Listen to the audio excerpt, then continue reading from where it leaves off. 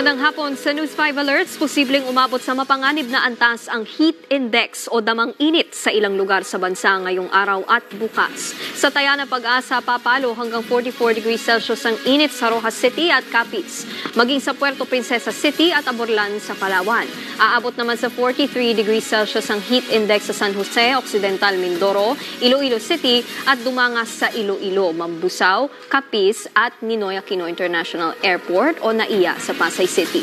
Habang 40 hanggang 42 degrees Celsius naman ang heat index sa Iba, Zambales, Calapan, Oriental Mindoro at Alabad, Quezon. Delikado ang heat index na umaabot sa 42 hanggang 51 degrees Celsius. Pwede itong magdulot ng heat cramp at heat stroke. Sa ibang balita, pansamantalang binuksan ng North Luzon Expressway o NLEX Corporation ang ramp na nagdudugtong sa toll board ng NLEX at Subic-Clark-Tarlac Expressway o SCTEX sa Clark Logistics Interchange. Maaaring dumaan ang mga motorista sa binuksan na lane papuntang Tarlac hanggang Maynila, simula ngayong araw, March 30 hanggang Lunes, April 1. Ito raw ang nakikitang agarang solusyon ng pamunuan sa pagdagsa ng mga bibiyaheng motorista mula sa iba't ibang probinsya.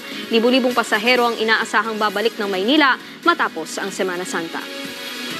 Para sa iba pang mga balita, pumunta lang sa news5.com.ph, pati na rin sa News 5 Facebook, YouTube, TikTok at X social media pages. Ako po si Nikki De Guzman at narito naman ang mga balita sa Frontline Weekend mamaya. Lalaking nagpipinitensya sa Pampanga, bigla na lang sinuntok at pinalo sa ulo ng dalawang lalaki.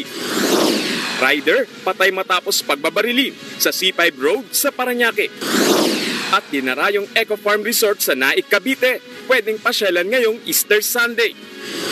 Yan at iba pang mga balita at impormasyong hatid ng inyong kasangga sa pagbabalita, Frontline Pilipinas Weekend, mamayang 5:30 ng hapon.